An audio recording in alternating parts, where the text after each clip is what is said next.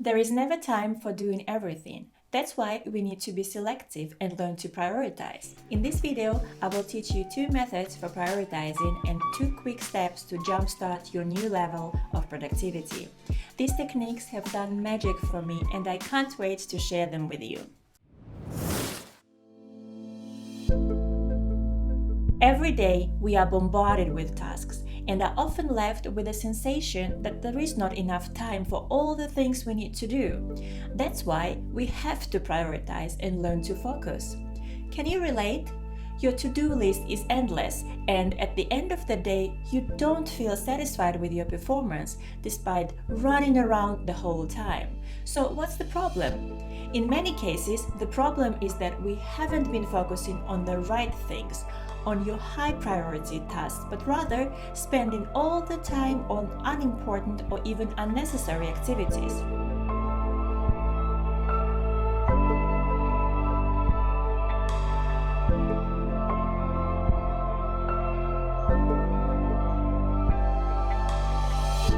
And here is the solution.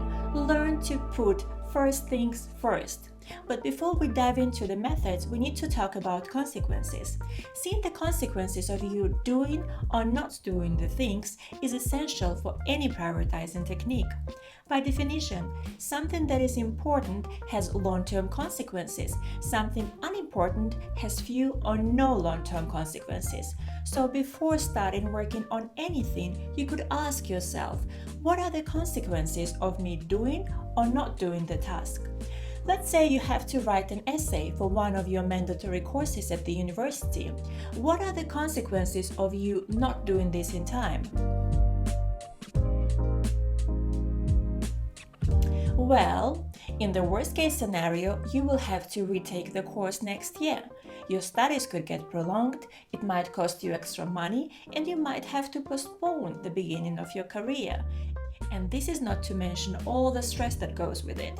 Pretty severe consequences, right? This is an example of a high priority task, which has a severe positive or negative impact on your life. Now that we talked about identifying consequences, let's go into the prioritizing methods. Method number 1 that I would like to share with you is the ABCDE method.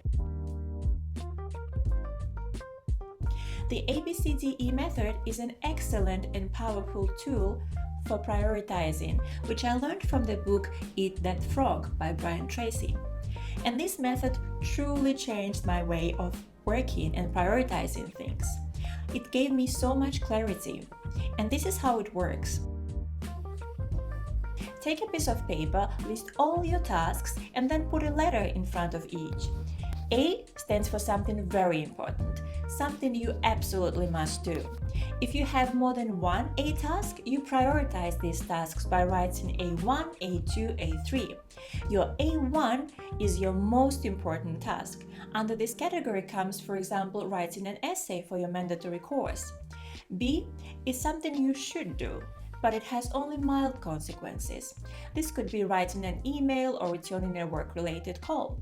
The rule is that you should never do a B task before completing your A task. Letter C stands for something that would be nice to do, but has no consequences. This could be calling a friend or going out for lunch with your colleague. D is a task that you can delegate to someone else. This might be more relevant in the working life, but still is a very valuable point. The more tasks you can delegate, the more time is freed up for your A tasks. Let me give you an example. You need to return some books to your library, but you know that your friend is going there anyway, so you could just ask her to do this for you. In this way, you carved out an additional hour for yourself. E stands for a task that you can eliminate, something that makes no real difference. This may be a task that was important at some point, but is no longer relevant for you. Let's say that you were attending some writing classes to help you improve your writing skills, but now you feel that you are already quite good, and the time would be better spent actually writing your assignments rather than attending classes about writing. The key to making the ABCDE method work for you is to discipline yourself to start immediately on your A1 task and then stay at it until it's done. The 80-20 rule is another concept that can help you identify what's the most valuable activity for you.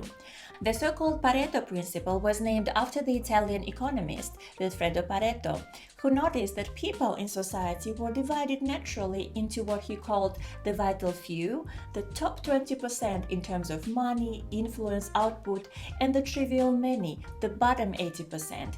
Later he discovered that this principle could be applied to virtually any economic activity. For instance, 20% of customers usually account for 80% of sales.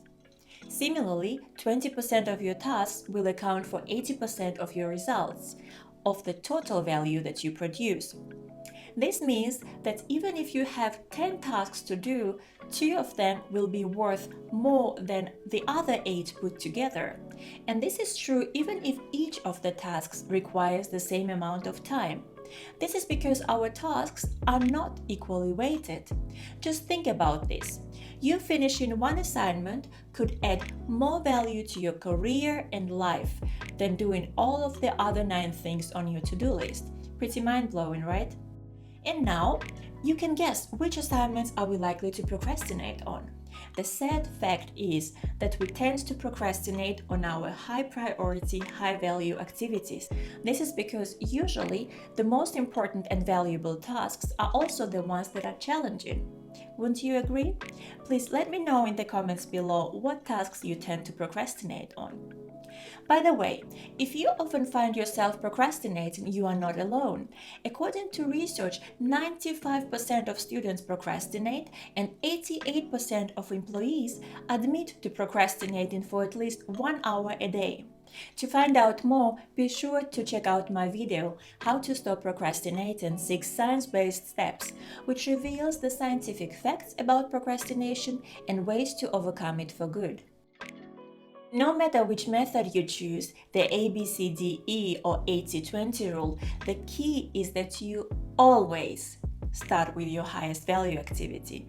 This is one of the common features among the most productive people. They identify their highest value task and then they do it first. As the law of forced efficiency says, there is never enough time to do everything, but there is always enough time to do the most important thing.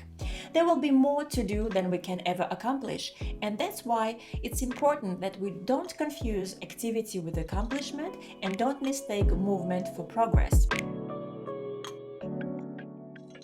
So before you begin work, always ask yourself, is this task in the top 20% of my activities or the bottom 80? Is it my A task? As Goethe said, the things that matter most must never be at the mercy of things that matter least. Resist the temptation to deal with small things first. This is important because otherwise you will get into the habit of working on your low priorities. Instead, tackle your most important or difficult task from the very start. You will see that you feel happier and more relaxed when you know that you have already accomplished something of value, and you can go through the rest of the day knowing the worst is behind you. Plus, everything else becomes more manageable, right? This habit will also increase your self-esteem and confidence. You will start seeing yourself as someone who consistently gets important jobs done quickly and well, and that's a great habit to have. But how do we do this in practice? And here's when planning comes into the picture. We need to invest some time into planning and setting priorities before we begin working on anything. Besides, research shows that daily planning improves productivity and sense of life satisfaction by 22%. It takes only 10 minutes to plan your day, but it will save you hours in wasted time. I recommend planning the night before, because in this case, your subconscious mind will work on it while you are asleep, and often you already wake up with some great ideas. This is how I do it. I make a list of all the things I need to do for the next day and identify the 2 most important tasks. I usually mark them in red. I start working on them the next morning right after my meditation practice and breakfast. If you found the video helpful, please give me a like and be sure to leave a comment if you want me to cover something in more detail. Thank you for watching and see you in my next video.